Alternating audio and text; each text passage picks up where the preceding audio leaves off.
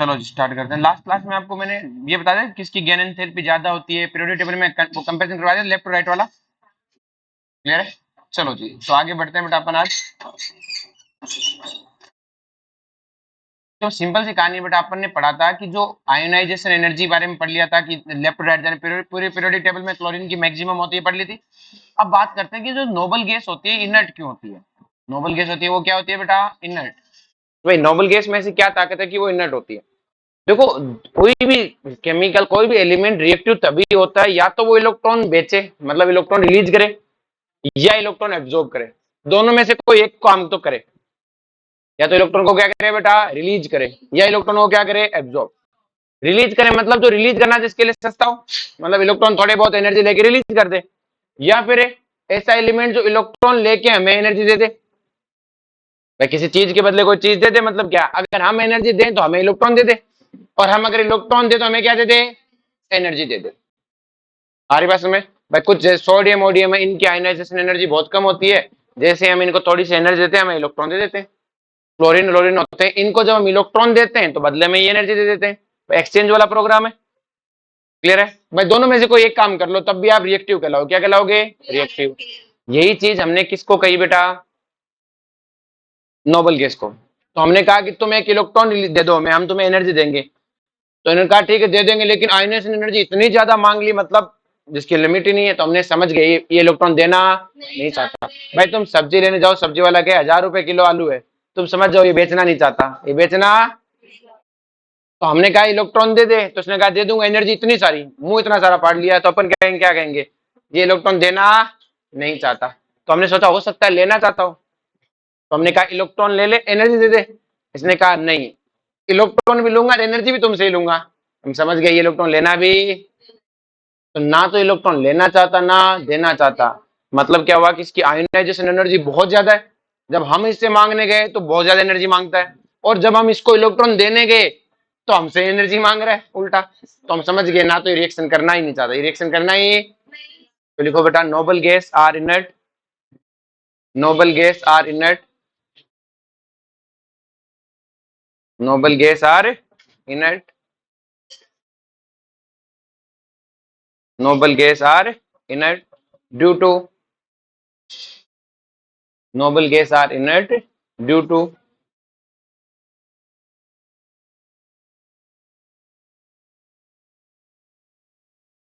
high ionization energy and low electron gain enthalpy.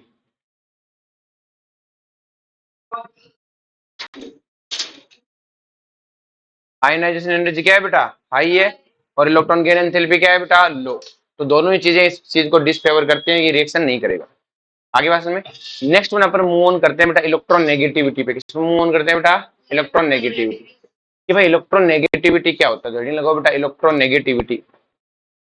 तो electron negativity क्या है, लिखने का भी कोई खास जरूरत नहीं है, समझो पहले। देखो इलेक्ट्रॉन नेगेटिविटी बहुत सिंपल है बेटा।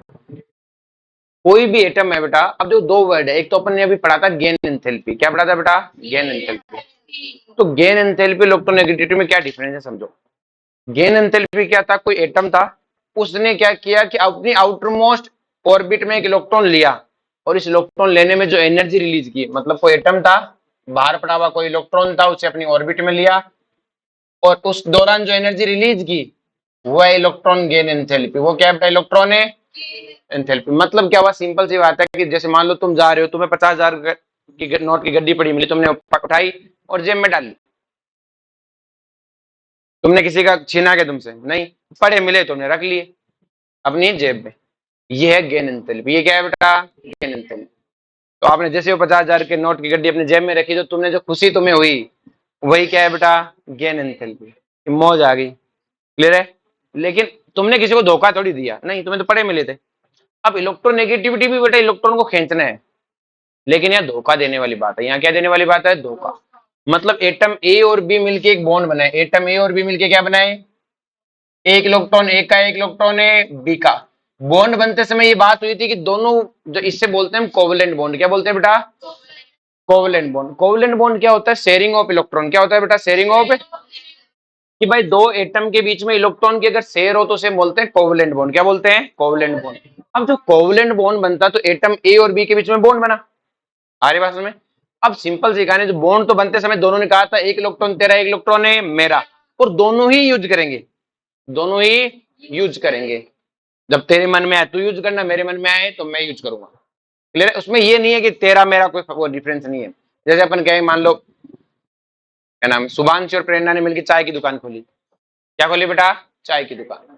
अब जो चाय की दुकान है उसमें 50,000 प्रेरणा ने दिए, 50,000 है शुभांश ने दी, और यही कोचिंग के बाद खोल। क्लियर है? अब मान लो उसमें तुम लोग गए, तो तुम लोगों को जाते इसने, तुम लोगों ने से पूछा कि भाई ये दुकान किसकी है, तो प्रेरणा थोड़ी कहेगी गैस की टंकी मेरी है, चूल्हा शुभांशी का है, ऐसा थोड़ी होगा। क्लियर है? तो ये क्या, कोई आया कि दुकान किसकी है, पूरी दुकान मेरी है क्या? पूरी मेरी है। शुभांशी को कोई पूछेगा तो वो क्या कहेगी? पूरी दुकान है मेरी है, क्योंकि दोनों ने 50-50 में खोला था। लेकिन क्या हुआ बेटा, ये तो सिंपल सी कहानी, खोलना हुआ। अब क्या है बेटा, प्रेरणा बदमाश है। प्रेरणा क्या है बेटा? बदमाश। उसने क्या किया बेटा, कुछ दिनों बाद में शुभांशी को पीट पिटा के कहा तू बर्तन धोएगी, मैं गल्ले पे बैठूंगी। मैं कहां बैठूंगी? गल्ले पे। क्लियर? अब उसने शुभांशी को धक्का दे के बाहर नहीं निकाला है। शुभांशी को क्या रखा है? दुकान की मालिकिन में बाहर लिखा रखा है प्रेरणा एंड शुभांशी चाय सेंटर। क्लियर? नाम नहीं बदला, नाम में नहीं बदला, लेकिन दुकान पे क्या कर बैठी? कब्जा। कोई काम धंधा नहीं करती, इसी से करवाते सारा काम। क्लियर है? मतलब क्या हुआ कि इसके सामान पे क्या कर बैठी बेटा? कब्जा। क्या कर बैठी? कब्जा। और अपने हिसाब से चलाती, अपने हिसाब से चलाती। तो देखो ये तो क्या था बेटा, यहाँ पे कोई धोखा देना नहीं हुआ। एक बाहर पड़ा कोई इलेक्ट्रॉन था, उठाया और जेब में रख लिया। लेकिन यहाँ पे धोखा है बेटा। क्या क्या किया प्रेरणा ने? पहले शुभांशी को चढ़ाया कि दोनों मिलकर दुकान खोलते हैं, फिर क्या किया, उसके सारे रुपए पे क्या कर लिया? कब्जा। क्या कर लिया? तो ये धोखा हुआ। ये क्या हुआ बेटा? धोखा। तो अब सिंपल सी कहानी है कि ए और बी, तो देखो ध्यान से, ए और बी ने, पहले ए ने बी को कहा कि दोनों मिलके क्या बनाते हैं? बॉन्ड। एक इलेक्ट्रॉन तेरा, एक इलेक्ट्रॉन है मेरा, तो बी ने बना लिया। फिर क्या किया, ए ने इन दोनों इलेक्ट्रॉन को अपनी तरफ खींच लिया, इन इलेक्ट्रॉन को अपनी तरफ खींच लिया, अपनी ऑर्बिट में नहीं रखा। अपना तो था ही, उसका इलेक्ट्रॉन भी अपनी तरफ खींच लिया और अपने कंट्रोल में ले लिया। दुकान पे जैसे इसने कहा, दुकान पे गल्ले पे बैठ गई, कब्जा कर लिया, दुकान पे सारा किसी के हिसाब से चलता है, तो इसने इलेक्ट्रॉन को अपनी तरफ खींच लिया, इलेक्ट्रॉन को अपनी तरफ है, और उसी से कंट्रोल करवाती है। उसी से क्या करवाती है? कंट्रोल। मतलब ए का कंट्रोल हो गया, बी का कंट्रोल क्या हो गया? खत्म। तो दोनों इलेक्ट्रॉन को, मतलब शेयर किए गए इलेक्ट्रॉन को अपनी तरफ खींचने की ताकत, एनर्जी नहीं है ये, क्या है बेटा? ताकत। तो शेयर किए गए इलेक्ट्रॉन को अपनी तरफ खींचने की ताकत क्या कहलाती है? Electron negativity. तो दोनों में फर्क समझो। गेन एंथैल्पी, बाहर पड़ा इलेक्ट्रॉन था अपनी ऑर्बिट में रख लिया, इलेक्ट्रॉन किसका था? कोई मतलब है नहीं। जबकि गेन एंथैल्पी क्या है कि जो शेयर किया गया इलेक्ट्रॉन है उसी को अपनी तरफ खींच लिया, उसी को अपनी तरफ है, उसी को बोलते हैं बेटा इलेक्ट्रॉन नेगेटिविटी। तो इलेक्ट्रॉन नेगेटिविटी एक तरह से धोखा है। क्या है बेटा? धोखा। पहले कहा दोनों मिलके बॉन्ड बनाएंगे, और फिर बॉन्ड को क्या, फिर इलेक्ट्रॉन को छीन लिया, फिर इलेक्ट्रॉन को पहले नहीं छीना, ऐसे नहीं कि बाहर पड़े को छीन लिया। बाहर पड़े इलेक्ट्रॉन को तो अपनी ऑर्बिट में रख लिया, वो तो गेन एंथैल्पी है। लेकिन ये धोखे वाला खेल हुआ, वही क्या है बेटा? Electron negativity. दोनों में डिफरेंस समझ में आया? और ऑर्बिट को अपने कंट्रोल में किया, इलेक्ट्रॉन को अपनी ऑर्बिट में भी नहीं रखा। भाई ये थोड़ी सुभान जो लात मार के निकाल दिया, नहीं, वही रखती है, घूमती फिरती रही पे आसपास। आ रही बात समझ में?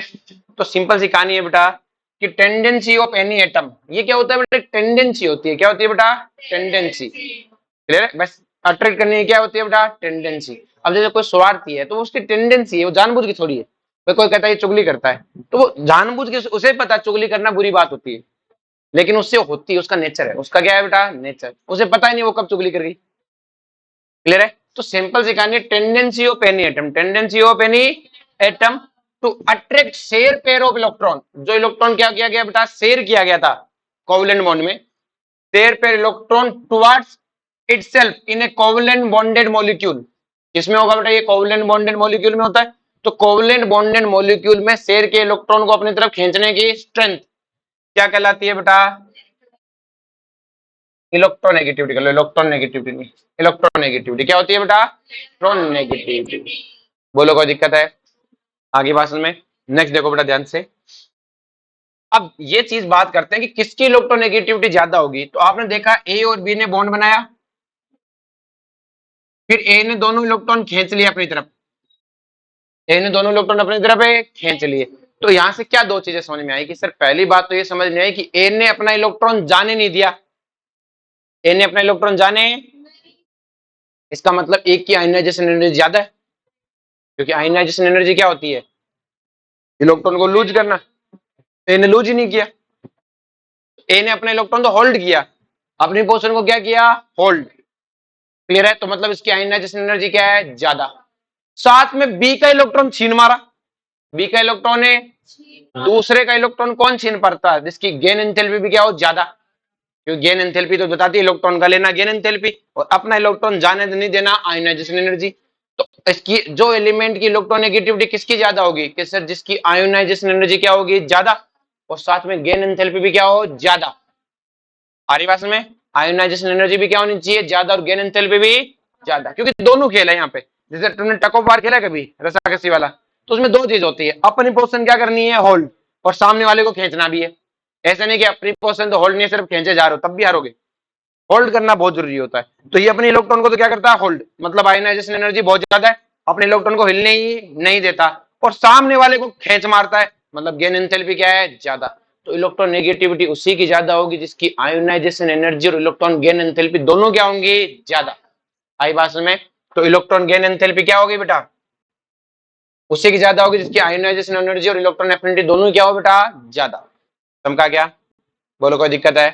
नेक्स्ट देखो, अब ये मोलिकुलर प्रॉपर्टी है, कैसे कह सकते हो भाई ये मोलिकुलर प्रॉपर्टी है। अब देखो, धोखा देना है, धोखा देने के लिए तो मोलिक्यूल तो होना चाहिए ना। आपने कहा कि आपका कोई मोलिक्यूल, आप बॉन्ड बनाना है और फिर खींचना है, ऐसे तो खींचना ही नहीं है, तो दूसरे मोलिक्यूल से खींचना, इसका मतलब क्या हुआ, मोलिकुलर प्रॉपर्टी कैसी हुई बेटा, समझा गया यहां तक। चलो जी, अब बात करते हैं फैक्टर अफेक्टिंग इलेक्ट्रॉन नेगेटिविटी, कि भाई इलेक्ट्रॉन नेगेटिविटी को कौन सा फैक्टर जो इफेक्ट करता है। सबसे पहला जो फैक्टर है वो है साइज, क्या है बेटा, साइज। क्लियर है। अब देखो, एक तो छोटी साइज का एटम है और एक बड़ी साइज का एटम है। जैसे अपन ने कहा ये इसका इलेक्ट्रॉन है, छोटी साइज वाले का, और ये बड़ी साइज वाले का इलेक्ट्रॉन है। बताओ कौन किसका इलेक्ट्रॉन छीन मारेगा। देखो, बड़े वाले को यहां से इलेक्ट्रॉन छीनना है, और छोटे वाले को, न्यूक्लियस को यहां से। बताओ किसका न्यूक्लियस जल्दी दूसरे के इलेक्ट्रॉन को छीन मारेगा, छोटे वाले का, क्योंकि छोटे वाले के देखो ये इलेक्ट्रॉन ज्यादा पास पहुंचेगा न्यूक्लियस के, तो न्यूक्लियस को अपनी ऑर्बिट में थोड़े रखना है, खींच के अपनी तरफ लाना है, खींच के। अब इसको क्या करना है, इसका इलेक्ट्रॉन तो दूर है, खींचने में क्या आएगा, जोर, क्या आएगा, जोर। इसका इलेक्ट्रॉन तो दूर दूर रहता है, इसका इलेक्ट्रॉन इसके पास से निकलता है, खींच के अपनी तरफ ले आएगा, कि सर ले आएगा। तो इसका मतलब क्या हुआ कि सर जिसकी साइज छोटी है उसकी इलेक्ट्रोनेगेटिविटी भी ज्यादा है। क्या बात समझ में आई बेटा। तो पहला पॉइंट यही है बेटा, electronegativity inversely proportional to size. समझा क्या, जिसकी साइज छोटी होगी उसी की इलेक्ट्रोनेगेटिविटी ज्यादा होगी। दूसरा है जेड इफेक्टिव। अब आपको पता है जेड इफेक्टिव क्या बताता है, न्यूक्लियस की ताकत, और जिसका न्यूक्लियस ताकतवर होगा वो तो पक्का दूसरे के इलेक्ट्रॉन को छीन मारेगा, वो तो पक्का दूसरे के इलेक्ट्रॉन को छीन मारे। आगे बात में, नेक्स्ट देखो बड़ा ध्यान से, पॉजिटिव चार्ज के प्रोपोर्शनल और नेगेटिव चार्ज के इनवर्सली प्रोपोर्शनल, ये बता सकते हो कैसे। हाँ, क्योंकि सर हमने बात हुई थी, अब जब से आप पढ़ा रहे हो जेड इफेक्टिव उस दिन से, कि पॉजिटिव चार्ज से जेड इफेक्टिव बढ़ता है, जिसका पॉजिटिव चार्ज ज्यादा होता है उसके जेड इफेक्टिव भी क्या होता है, ज्यादा, और जिसका जेड इफेक्टिव ज्यादा होता है तो पक्का खींच मारेगा दूसरे के इलेक्ट्रॉन को। और नेगेटिव चार्ज आने से जेड इफेक्टिव कम होता है। एग्जांपल बताया था मैंने ओ प्लस और ओ माइनस का, तो सिंपल सी कहानी, जिसका नेगेटिव चार्ज ज्यादा होता है वो क्या करता है, जेड इफेक्टिव कम हो जाता है। तो सिंपल सी कहानी है, इलेक्ट्रॉन वो दूसरे को क्या, अपने वाले इलेक्ट्रॉन को भी होल्ड नहीं कर पाएगा, अपने इलेक्ट्रॉन को भी होल्ड है। जेड इफेक्टिव का मतलब इलेक्ट्रॉन आपके कंट्रोल में नहीं है, कंट्रोल में तो बाहर जाएंगे, वो बाहर जाएंगे। क्या समझ में आया बेटा। नेक्स्ट बना electron negativity proportional to percentage s character of bond. ये बॉन्ड के परसेंटेज एस कैरेक्टर के प्रोपोर्शनल होते हैं, ये अपन केमिकल बॉन्डिंग में पढ़ेंगे। जब केमिकल बॉन्डिंग में आपको परसेंटेज एस कैरेक्टर सिखा रहा हूँ तब मैं आपको ये टॉपिक भी समझा दूंगा। अभी तो बस मैंने लिखवा दिया ना, बोलो कोई दिक्कत है इसमें। चलो जी, नेक्स्ट में बात करते हैं बेटा इनके ट्रेंड्स की। किसकी बात करते हैं बेटा, ट्रेंड्स की, कि भाई इनका जनरल ट्रेंड्स क्या है। तो देखो बड़ा सिंपल सी कहानी है बेटा, कि अगर हम लेफ्ट टू राइट जाएं तो जेड इफेक्टिव इंक्रीज होता है, साइज डिक्रीज होती है, और दोनों ही बातें इलेक्ट्रोनेगेटिविटी के बढ़ने को बताती है। तो इलेक्ट्रोनेगेटिविटी क्या होती है, इंक्रीज, इलेक्ट्रोनेगेटिविटी क्या होती है, इंक्रीज। समझा क्या। लेकिन जब हम अप टू डाउन जाते हैं, क्या जाते हैं बेटा, up to down, Z effective nearby क्या रहता है, same, Z effective nearby क्या रहता है, सेम, लेकिन साइज तो इंक्रीज होती है, और साइज इंक्रीज होगी तो इलेक्ट्रोनेगेटिविटी क्या होगी, डिक्रीज। इलेक्ट्रोनेगेटिविटी क्या होगी, डिक्रीज। क्या चीज चमका क्या, तो लेफ्ट टू राइट जाने पर इलेक्ट्रोनेगेटिविटी बढ़ती है, अप टू डाउन जाने पर घटती है। तो आपने देखो इतनी सारी पीरियोडिक प्रॉपर्टी देखी कि Z effective left to right जाने पर बढ़ता है, जेड पर नीचे जाने पर पहले बढ़ता है फिर ऑलमोस्ट सेम रहता है। एटॉमिक रेडियस है वो लेफ्ट टू राइट जाने पे घटती है, अप टू डाउन पे बढ़ती है। बाकी सारी प्रॉपर्टी लेफ्ट टू राइट जाने पे बढ़ती है, एटॉमिक रेडियस उल्टा चलती है। एटॉमिक रेडियस क्या चलती है, उल्टा। समझा क्या। नेक्स्ट देखो बड़ा ध्यान से, पहले इससे पहले अपन ग्राफिकल पढ़ लेते हैं, बाद में कर लेते हैं।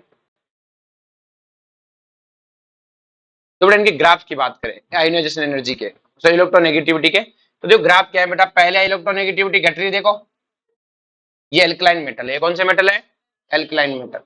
ये एल्कलाइन अर्थ मेटल है बेटा, इसमें भी घट रही है, लेकिन आप लास्ट में देखोगे तो नियर बाई सेम सी हो रही है। इसका 1 है, इसका 0.97 है। डाटा याद नहीं करना, मैं तो बता रहा हूँ। आ रही बात में। अब बोरोन फैमिली में देखो हमेशा झालम जोल रहे हैं, हमेशा क्या रहे हैं बेटा, झालम जोल।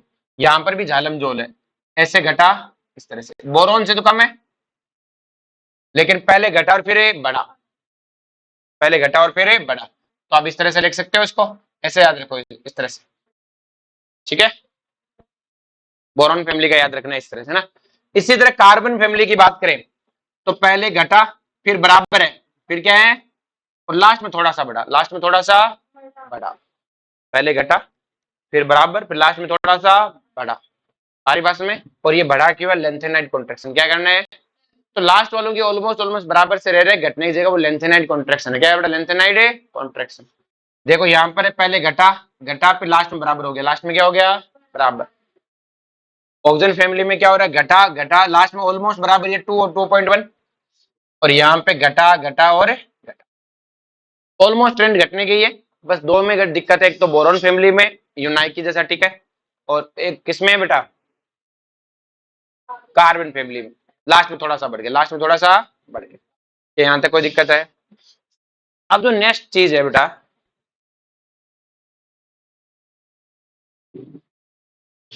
कि जब हम बेटा इलेक्ट्रॉन इसमें जाते हैं 3D से 4D सीरीज, किसमें जाते हैं 3D से 4D सीरीज, तो इलेक्ट्रोनेगेटिविटी घटेगी, क्योंकि अप टू डाउन जाने पर इलेक्ट्रॉन नेगेटिविटी घटती है। इलेक्ट्रोनेगेटिविटी क्या होती है, घटती है भाई, नीचे जाने पे घटती है।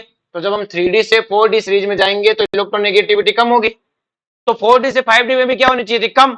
लेकिन होता क्या है, 5D की ज्यादा हो जाती है। 5D की क्या होती है, क्यों ज्यादा हो जाती है भाई 5D की, क्योंकि सिंपल सा खेल है सर, क्योंकि बहुत सिंपल सा है, नीचे जाने पर 4D से जब 5D में जाते हैं तो लेंथेनाइड कॉन्ट्रैक्शन होता है, और उस लेंथेनाइड कॉन्ट्रैक्शन में साइज तो उतनी बनी रहती है, लेकिन जेड इफेक्टिव बढ़ जाता है। क्या बढ़ जाता है, और जेड इफेक्टिव बढ़ गई तो इलेक्ट्रोनेगेटिविटी बढ़ जाती है, इलेक्ट्रोनेगेटिविटी आगे बात में। और लेंथेनाइड कॉन्ट्रैक्शन आपको पता है ग्रुप नंबर 4 से ग्रुप नंबर 12 तक होता है, तो ग्रुप नंबर 3 में ऐसा कोई रोना नहीं है। जैसे आपके पास ये है इंडियम इट्रियम लेंथेनम, यहां तो घटेगी बेटा, क्योंकि लेंथेनम तक कोई क्या नहीं है बेटा, कॉन्ट्रैक्शन नहीं है। इसके बाद वालों में कॉन्ट्रैक्शन था, साइज वाइज सब इसके बाद वालों में हुआ, पहले घटी फिर बराबर होगी, फिर पहले घटी फिर बराबर। आगे बात में। अब देखो ये तो मैंने सारे आपको बताए हैं कि सारा ऑर्डर बताया, लेकिन अपने को जो मोस्टली याद होना चाहिए ऑर्डर, कौन सा ऑर्डर जो अपने को एकदम परफेक्टली याद होना चाहिए, उनमें ये है बेटा, ये फोन कल बाहर इस पे है। तो यहाँ पे देखो इनकी सबसे ज्यादा है, ये पूरी पीरियोडिक टेबल में सबसे ज्यादा इलेक्ट्रोनेगेटिव है।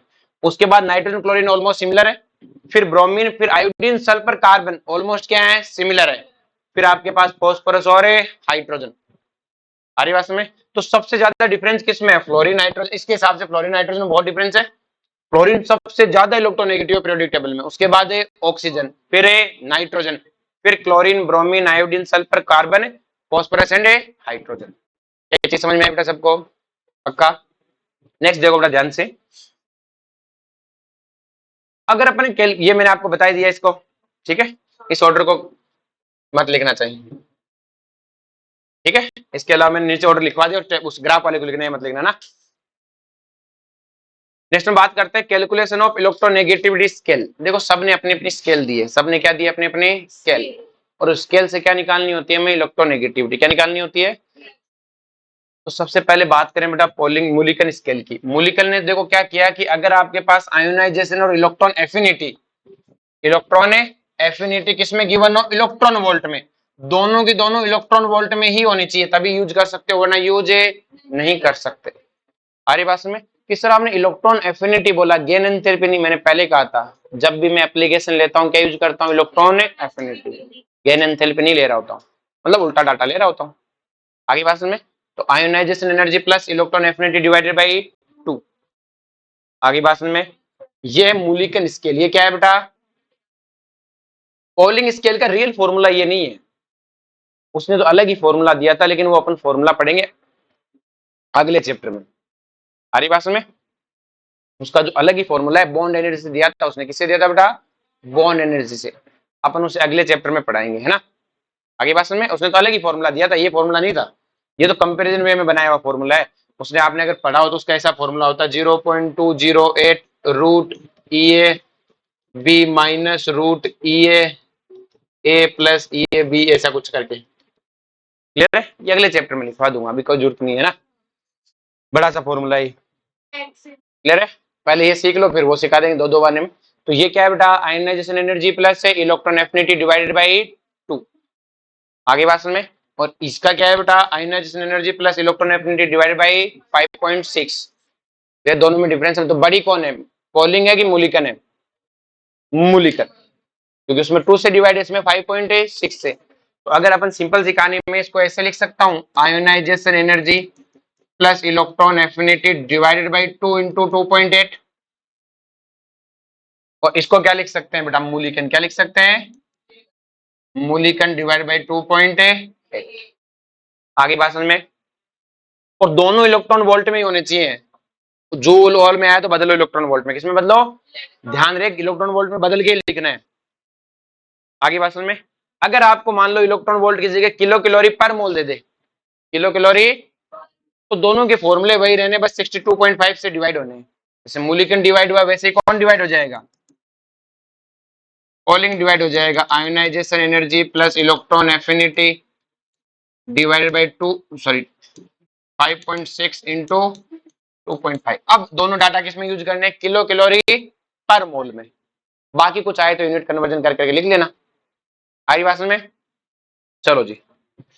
इसके बाद आता है बेटा ओल्ड रोचो स्केल। कौन है बेटा, ओल्ड रोचो स्केल। जो ओल्ड रोचो स्केल में इलेक्ट्रॉन नेगेटिविटी है वो किसके इक्वल है, 0.359 Z effective divided by R square covalent. Covalent radius का क्या करना है बेटा, स्क्वायर, क्या करना है, square. 0.359 Z effect upon R square. इसमें क्या होता है कि आपको इलेक्ट्रॉन नेगेटिविटी गिवन आती है बेटा मोस्टली। क्लियर है, जेड इफेक्टिव आपको निकालना होता है, और उससे अपन क्या निकालते हैं, कोवेलेंट रेडियस। क्या निकालते हैं, कोवेलेंट रेडियस। आपको किसी चीज की क्या निकालते हो, कोवेलेंट रेडियस। आई बात में, आपको क्या गिवन आती है कि सर हमें गिवन आती है इलेक्ट्रॉन नेगेटिविटी, जेड इफेक्टिव या तो निकालना होता है, गिवन होता है, उससे हम क्या निकाल सकते हैं, कोवेलेंट रेडियस। आगे बात में, और अगर अपन बात करें पॉलिंग स्केल होती है वो बेटा ऑलरेड स्केल की क्या होती है, 0.744 टाइम क्या होती है, ज्यादा। तो सबसे बड़ी कौन है, मूलिकन, फिर पॉलिंग, और फिर ऑलरेड सबसे छोटी।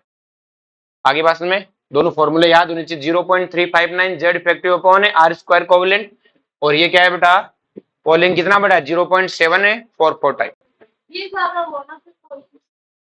कैसे ज्यादा, पॉलिंग जुड़ रहा है बेटा ऑलरेड में, ये बता दिया मैंने आपको। नेक्स्ट ना एप्लीकेशन ऑफ आयोनाइजेशन पोटेंशियल, इसको आप लिखना शुरू करो, मैं लिखवाता जाता हूं। एप्लीकेशन ऑफ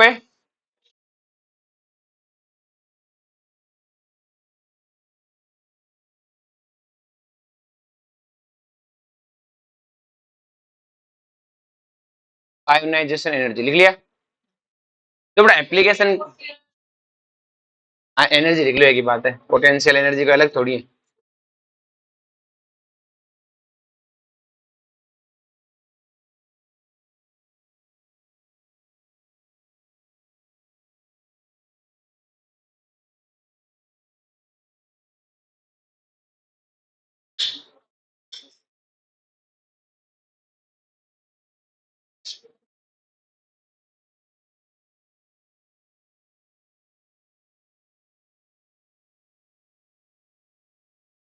चलो, तो सबसे पहले प्रॉपर्टी लिखो बेटा, मेटेलिक करेक्टर।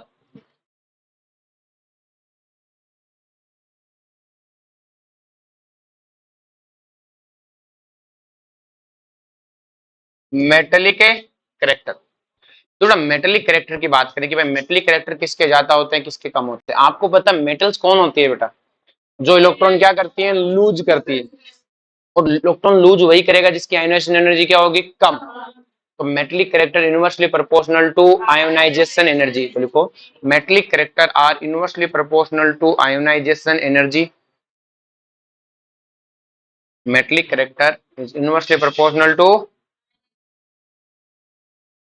लिख लिया? नेक्स्ट लिखो बेटा,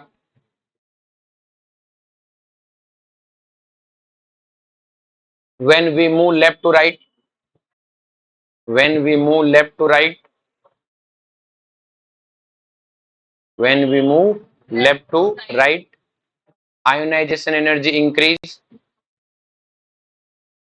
metallic character decrease, ब्रैकेट में लिखना non metallic increase, non metallic increase, when we move up to down, when we move up to down,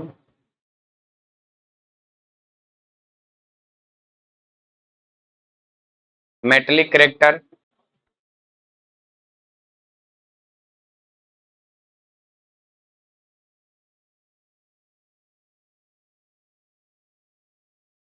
metallic character increase, increase, ionization energy decrease, दे रहे? नीचे जाने पर ionization energy decrease होते हैं, metallic character भी क्या होते हैं, इंक्रीज होते हैं। अगर अपन बात करें बेटा, ये बना लो साथ साथ में,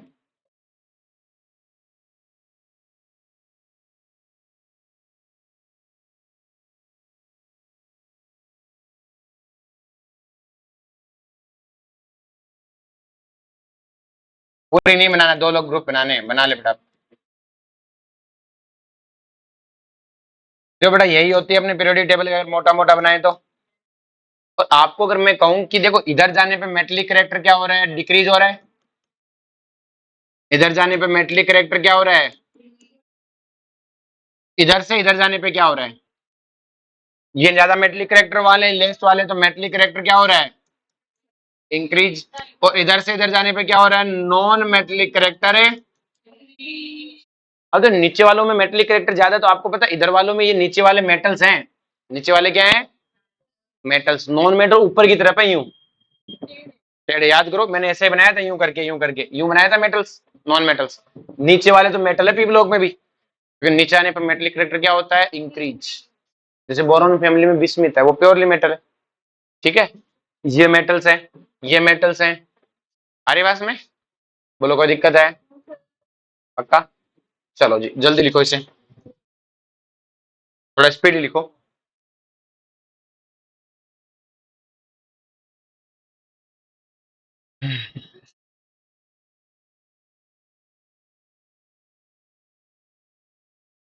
चलो जी नेक्स्ट लिखो बेटा,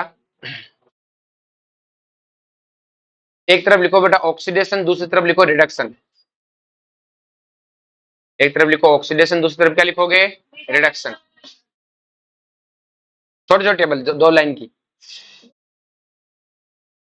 एक तरफ ऑक्सीडेशन दूसरी तरफ है reduction.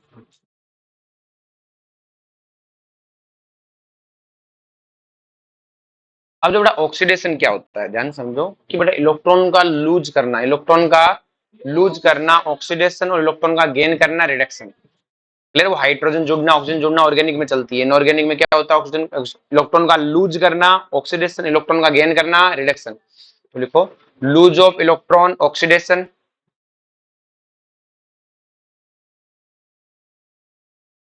Gain of electron reduction. Next लिखो बेटा कि लूज करना किसकी प्रॉपर्टी होती है बेटा, मेटल्स की। Those have low ionisation energy lose their electrons.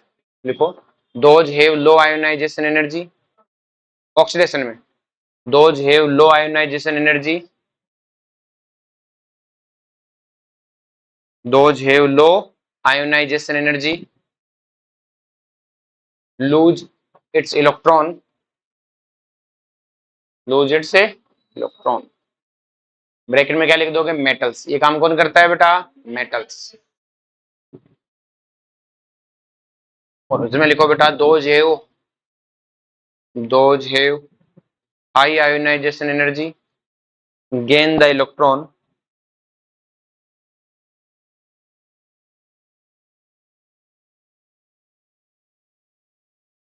कौन है ये नॉन मेटल्स कौन है बेटा यहाँ तक समझ में आया बेटा नेक्स्ट टेबल बंद करो और फिर से लगाओ बेटा ऑक्सीडाइजिंग एजेंट और reducing agent oxidizing agent and reducing agent देखो बेटा नाम से पता है एजेंट क्या होता है बेटा एजेंट होता है जो दूसरों के लिए काम करता है अब जैसे कारों का एजेंट है वो क्या बेचता है कारें दूसरों को जमीनों का एजेंट क्या बेचता है जमीन बिल्डर्स जो प्रॉपर्टी डीलर है वो क्या बेचता है प्रॉपर्टी तो जिस चीज का होता है ना वही चीज बेचता है तो ऑक्सीडाइजिंग एजेंट क्या बेचता होगा ऑक्सीडेशन क्या बेच रहा होगा तो क्या लिखोगे ऑक्सीडाइज अदर दूसरों को क्या करता है ऑक्सीडाइज रिड्यूज क्योंकि फोगट में तो करेगा ही नहीं ना अगर दूसरों को ऑक्सीडाइज करेगा तो खुद को क्या करेगा रिड्यूस अब खुद बताओ रिड्यूसिंग एजेंट क्या बेचता होगा रिडक्शन तो रिड्यूसिंग एजेंट में क्या लिखोगे रिडक्शन क्या करोगे रिडक्शन क्या करोगे रिड्यूस अदर रिड्यूस अदर दूसरों को क्या करता है रिड्यूस ऑक्सीडाइज इटसेल्फ क्या चीज समझ में आई बेटा सबको पक्का अब देखो ध्यान से कि अगर ये दूसरों को रिड्यूस करता है खुद को क्या करता है ऑक्सीडाइज समझ में आ गया तो सिंपल सी कहानी है कि हमें बताओ कि जो मेटल्स हैं वो क्या है ऑक्सीडाइजिंग एजेंट है कि रिड्यूसिंग एजेंट है मेटल्स क्या करती है खुद का ऑक्सीडेशन करती है खुद का क्या करती है और खुद का ऑक्सीडेशन करते दूसरों का क्या करती है रिडक्शन और दूसरों के साथ आपका जो बिहेवियर है वैसे आपका नाम होता है अगर आप दूसरों के साथ स्वार्थी हो तो आपको स्वार्थी कहेंगे लोग तो मेटल दूसरों को रिड्यूस करता है तो मेटल क्या कहलाएगा रिड्यूसिंग एजेंट तो लिखो metal are reducing agent metal are reducing agent metal क्या है बेटा रिड्यूसिंग एजेंट आगे भाषण में अगर यही चीज इनके लिए पूछी जाए तो नॉन मेटल्स क्या होते हैं दूसरों को खुद को रिड्यूस करते हैं दूसरों को ऑक्सीडाइज तो नॉन मेटल्स क्या है बेटा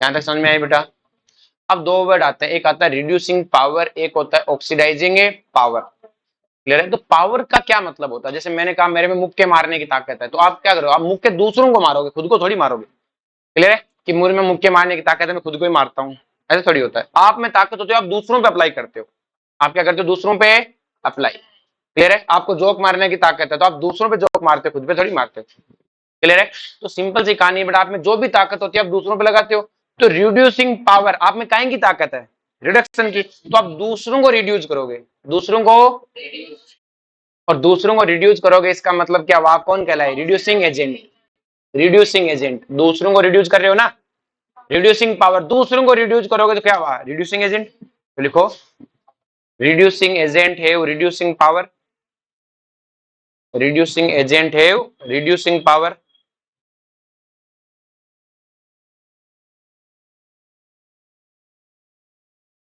मतलब लिखो बेटा ऑक्सीडाइजिंग एजेंट है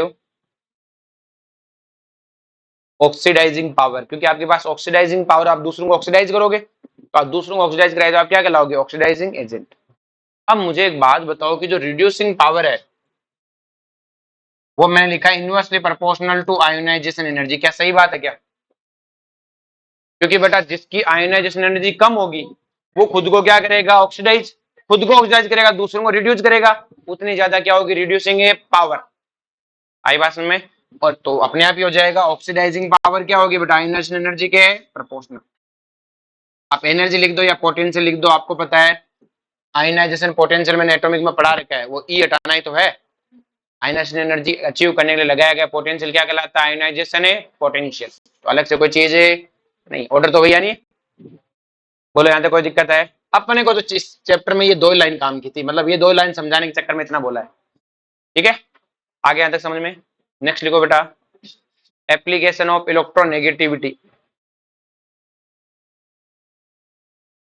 एक मिनट रुको एक चीज और रहेगी इसमें छोटी सी रुक जाओ देखो क्या होता है बेटा यहाँ पे एक रूल होता है क्लियर है कि दो कोई भी लिखो, stable oxidation state, stable oxidation state,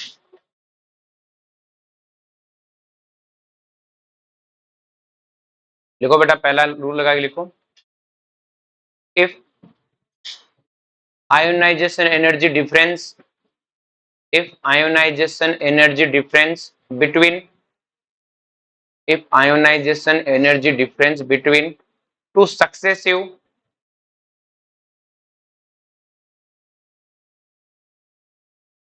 oxidation state, between two successive oxidation state is greater than equal to 16 electron volt, greater than equal to 16 electron, sorry, greater than equal नहीं, greater than 16 electron volt, greater than equal to 16 electron volt, greater than बोल दो एक ही बात है, then lower oxidation state is stable, then lower oxidation state is a stable, clear. Next लिखो बेटा, if ionization energy difference, if ionization energy difference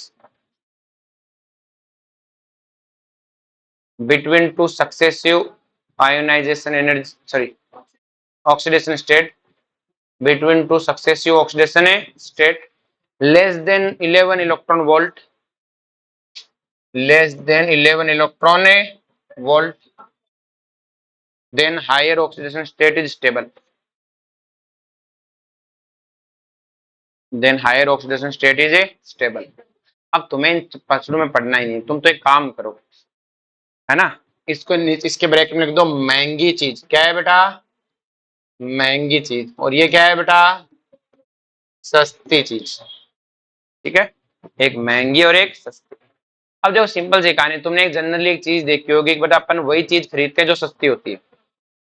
जैसे simple सी कहानी है कि जब गाजर का हलवा बनता है तो गाजर तो नवंबर में आ जाती है, मम्मी नवंबर में गाजर का हलवा थोड़ी बनाती है ना। आप कहोगे बना ले तो कहेगी नहीं नहीं अभी गाजर अच्छी नहीं है, उसमें ये है, कमियां बता देगी, ये नहीं बताएगी वो महंगी है, क्या बोलेगी गाजर में कुछ कमी है। जनवरी में जाते दागा दम बनाएगी तो वो सस्ती हो जाएंगे, तब दबा दब गाजर का हलवा, हर कोई गाजर का हलवा खा रहा होगा क्योंकि वो सस्ती हो चुकी होती है। वो क्या हो चुकी होती है, सस्ती। क्लियर है, बाद में उसमें सारे गुण आ जाते हैं, जनवरी होते हैं। तो सेम कहानी, लोग क्या होता है कि बुराई सीधी नहीं कह पाते कि महंगी है, यूं कहते हैं इसमें अभी स्वाद नहीं बना है, अभी स्वाद है, तो हमें भी यही कहना है। क्लियर है कि सर मतलब कि ये तो डाटा दे तो बता दूंगा ना, 16 इलेक्ट्रॉन वोल्ट मुझे कौन सा डाटा गिवन होता है। जैसे मैं तुम्हें कहूं जैसे सोडियम है तो 1s2 2s2 2p6 3s1, sodium plus क्या होगा 1s2 2s2 2p6, और सोडियम 2 प्लस क्या होगा 1s2 2s2 2p5। अब देखो बेटा तुमसे कॉमन जो गलती होती है, मैं तुम्हें कहता हूं पहली आयोनाइजेशन एनर्जी, तुम इसको देख रहे होते हो, पहली आयोनाइजेशन एनर्जी में इसको देखूंगा, इससे निकाला ना पहला इलेक्ट्रॉन। जैसे मेरे पास लिथियम है और बेरिलियम है, तो लिथियम क्या है 1s2 2s1, और बेरिलियम क्या है 1s2 2s2। अगर कोई मुझसे पूछे पहली आयोनाइजेशन एनर्जी कंपेयर करो, तो मुझे क्या मतलब लिथियम प्लस क्या है, मैं तो इनको दे रहा हूं ना एनर्जी, तो इनको देना क्या है बेटा पहली आयोनाइजेशन एनर्जी। बच्चा क्या कर रहा होता है कि लिथियम प्लस बनाता है और कहता है 1s2, सर ये तो स्टेबल कॉन्फ़िगरेशन है, बेरिलियम प्लस 1s2 2s1, वो पहली इलेक्ट्रॉन गेन एंथैल्पी इसको देख रहा होता है कि इससे निकलना पहला है, तो उससे निकलना क्या जीरो था क्या, लिथियम से निकलना पहला है। तो आप देखो इसकी इलेक्ट्रॉनिक कॉन्फ़िगरेशन, अब बताओ किसकी ज्यादा होनी चाहिए, बेरिलियम की ज्यादा होनी चाहिए, लेकिन यहाँ पे लिथियम प्लस और ये सेकंड है, ये कौन सी है सेकंड, तो सेकंड यहां से निकलना है। बच्चा सेकंड इससे निकाल रहा होता है लिथियम 2 प्लस से, अरे लिथियम 2 प्लस से निकालना सेकंड नहीं, वो थर्ड है। वो क्या है बेटा, आपने इसको एनर्जी दी थी दूसरी बार इलेक्ट्रॉन निकालने में, तो दूसरा इलेक्ट्रॉन जिससे निकाला वो सेकंड, पहला इलेक्ट्रॉन जिससे निकाला, तो बच्चा क्या करता है कि सर ये है तो इससे देख लो, अरे वो तो लिखा हुआ रिएक्शन है, निकाला तो इससे था ना, तो इससे निकालना क्या है बेटा पहला। आगे बात में, ये तो मैंने बताया गलती जो तुम करते हो। अब अपन टॉपिक पे वापस आते हैं, अपने को क्या करता है एग्जामिनर इस तरह से लिख के देता है, अब तुम अपने मतलब सब छोड़ो, अपने हिसाब से जवाब देना है। क्या यहां से यहां जाना सोडियम प्लस पसंद करता है क्या, पसंद करता है, क्योंकि आपको लगता है सर इसकी आयोनाइजेशन एनर्जी क्या है बेटा कम है, क्यों कम है, क्योंकि सोडियम को पता उधर जाते ही मौज है, तो हमने सोडियम को कहा Na प्लस में जाना पसंद करेगा क्या, करूंगा, तो हमें पता क्यों करेगा, क्योंकि सस्ता पड़ता है। क्या पड़ता है, सस्ता पड़ता है। हमने कहा Na प्लस से Na2 प्लस में जाना पसंद करेगा, कहेगा नहीं करूंगा। हमने कहा क्यों नहीं करता, कि उधर स्टेबल नहीं है, ये नहीं है, रियलिटी है महंगा पड़ता है। क्या पड़ता है, बुरा ही गिना देगा वो, अनस्टेबल कॉन्फ़िगरेशन है, हम तो स्टेबल हैं, ये वो, तीन चार बहाने और मार देगा, लेकिन रियलिटी क्या है, महंगा। अब ऑप्शन में अगर ऐसा लिखा आ जाए तो बहुत अच्छी बात होती है ना, कि Na से Na प्लस जाना तो पॉसिबल है, लेकिन Na प्लस से Na2 प्लस जाना पॉसिबल नहीं है, क्योंकि Na से Na प्लस जाना सस्ता है और ये महंगा है। ऐसा लिख दो तो हमें भी दिक्कत नहीं। एग्जामिनर शाना है, वो कहता है कि Na से Na प्लस जाना इसलिए पॉसिबल है क्योंकि यहाँ आयोनाइजेशन एनर्जी का डिफरेंस 11 इलेक्ट्रॉन वोल्ट का है। तो बात तो सस्ते वाली कर दी कि नहीं कर दी, हमने इसको सस्ता ही बोला है। तो आप जहां पे आपको लगा सस्ता है तो आप सस्ता मत बोलो, ऐसे सस्ता बोलना चीप लगता है, आप उसको ऐसे बोलो कि यहाँ आयोनाइजेशन एनर्जी का डिफरेंस है 11 इलेक्ट्रॉन वोल्ट से कम है। आपको पता जाना सस्ता दिख गया, दिख गया तो आप ये मत बोलो, ये बोलना चीप है, ये बोलो ऐसे कूल लगोगे। क्या लगोगे, कूल। अगर कोई पूछे कि सोडियम से सोडियम 2 प्लस नहीं जा सकता, ऑप्शन होगा, सीधा ऑप्शन होना चाहिए तो महंगा पड़ता, टिक मारा। पर एग्जामिनर ऐसा नहीं करता, वो कहता है Na प्लस से Na2 प्लस जाना, वो नहीं कहता महंगा है, कहता वहां आयनाइजेशन एनर्जी का डिफरेंस 16 इलेक्ट्रॉन वोल्ट से ज्यादा है। हाँ ठीक है, अपने को तो ज्यादा है, फिर कहा महंगा पड़ना चाहिए, लो महंगे वाले टिक मारो। जैसे एल्यूमिनियम,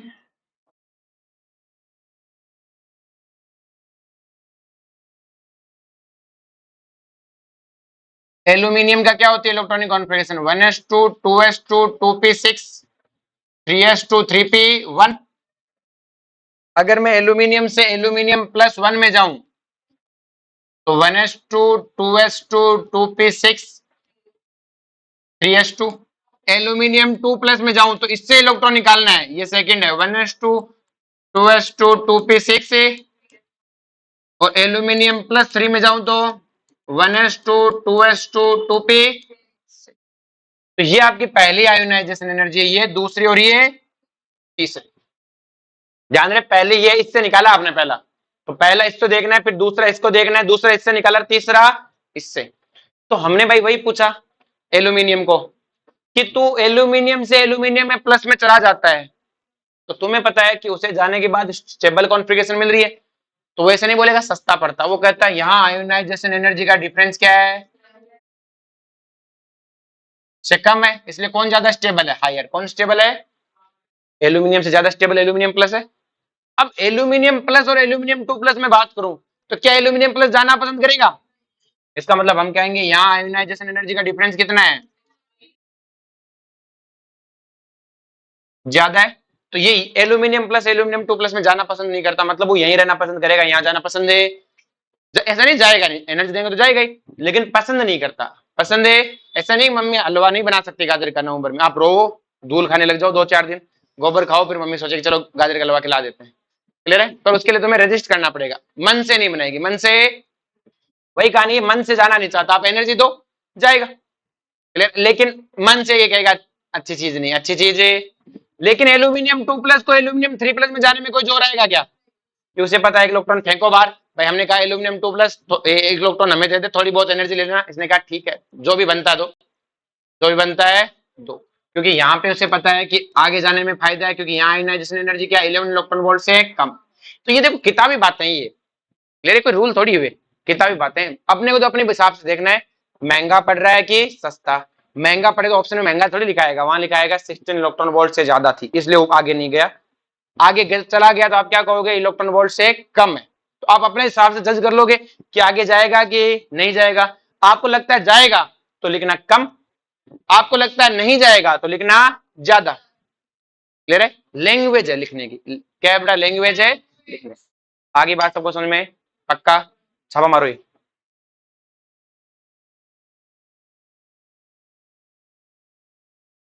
नेक्स्ट लिखो बेटा, application of electronegativity,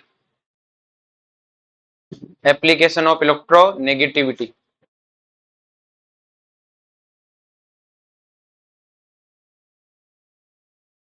application of electronegativity, तो बेटा इलेक्ट्रोनेगेटिविटी का एप्लीकेशन क्या है, जो मेटल्स होती है उनकी इलेक्ट्रोनेगेटिविटी कम होती है और नॉन मेटल्स की ज्यादा। लिखो, metals have low electronegativity, metals have low electronegativity, metals have low electronegativity, इसलिए हम उन्हें इलेक्ट्रो पॉजिटिव बोलते हैं। क्या बोलते हैं? इलेक्ट्रो। तो इलेक्ट्रो पॉजिटिविटी कोई अलग से चीज नहीं है, जो इलेक्ट्रोनेगेटिव कम है वो क्या है? Electro positive. तो कौन इलेक्ट्रो पॉजिटिव है? मेटल्स। और एल्कलाइन मेटल्स इनमें टॉप पर है, क्योंकि एल्कलाइन मेटल की इलेक्ट्रोनेगेटिविटी सबसे कम है, तो हाईएस्ट इलेक्ट्रो पॉजिटिव है। तो क्या लिखा बेटा? Metals are a low electronegativity, bracket में क्या लिख दिया? Electro positive. लिख दो alkaline metal have highest electro positivity, alkaline metal have highest electropositivity, मतलब अपना इलेक्ट्रॉन जल्दी लूज कर देंगे ये। नेक्स्ट लिखो बेटा,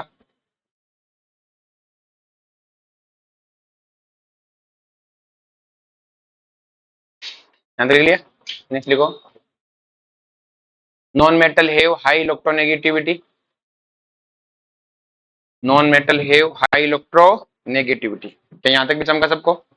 नेक्स्ट देखो बेटा ध्यान से, कि कोई भी अगर आपके पास सिंपल सी कहानी है बेटा, जैसे अपने पास एच एफ है, नेक्स्ट हेडिंग लगा दो आप, तो bond length.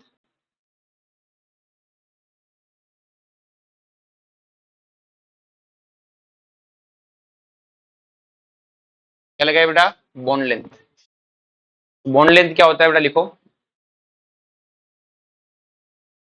Internuclear distance between two atom, internuclear distance between two atom known as a bond length, internuclear distance between a two atom known as a bond length। भाई internuclear जो distance होती है उसी को क्या बोलते हैं अपन बेटा? बॉन्ड लेंथ बोलते हैं। आगे बात में। नेक्स्ट देखो बेटा, पहले एक साथ लिखवा देता हूँ सब कुछ। नेक्स्ट देखो, बॉन्ड स्ट्रेंथ।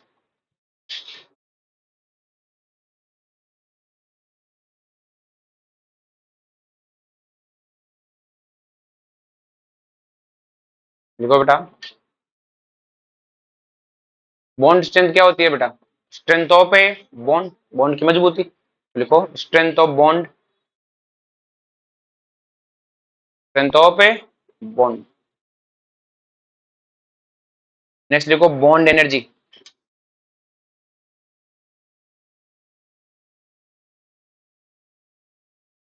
जो बॉन्ड एनर्जी वैसे तो थर्मोकेमिस्ट्री में अपन पढ़ेंगे इसको डिटेल से, लेकिन अपने ऊपर ऊपर ही पढ़े तो, energy required to break the bond, energy required to break the bond, energy required to break the bond,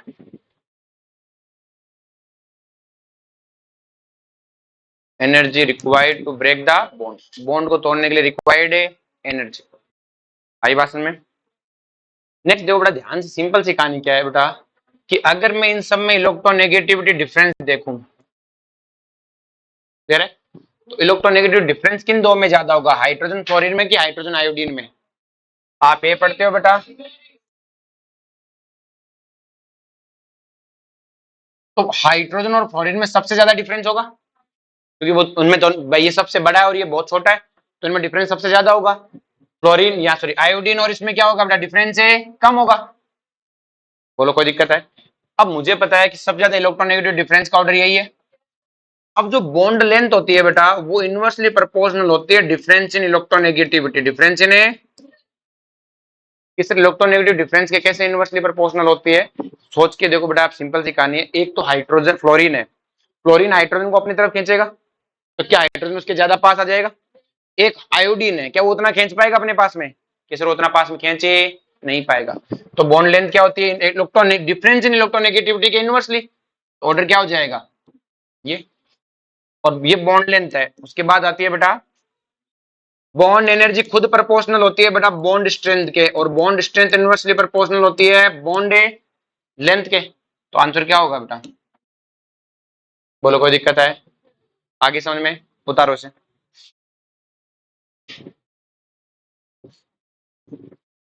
आप उतारो, आज थोड़ी सी क्लास ज्यादा लेंगे, खत्म करेंगे चैप्टर को, थोड़ा सा बच रहा है।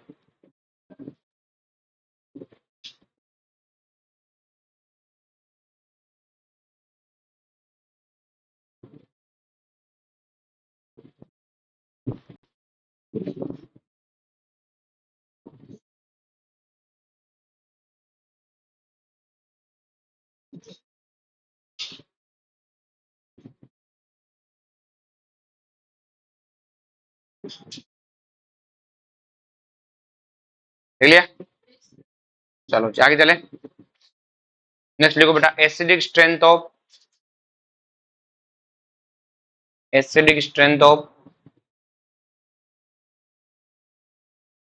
हाइड्राइड।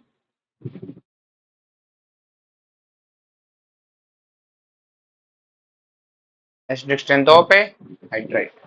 चलो इसको थोड़ा सा बदला भी भगा भगी में छूट जाएगा कुछ ना कुछ, इसको कल ही करते हैं। ठीक है, थोड़ा सा 10-15 मिनट का चैप्टर बता, 10-1 मिनट का, तो 10-15 मिनट कल खत्म करते हैं और कल डिस्कस करेंगे। मॉड्यूल ले लो, ठीक है, और इसको क्या करेंगे कल ही डिस्कस, कल खत्म। फिर क्या, कल क्या हो जाएगा फ्राइडे, सैटरडे से स्टार्ट करेंगे बॉन्डिंग। ठीक है।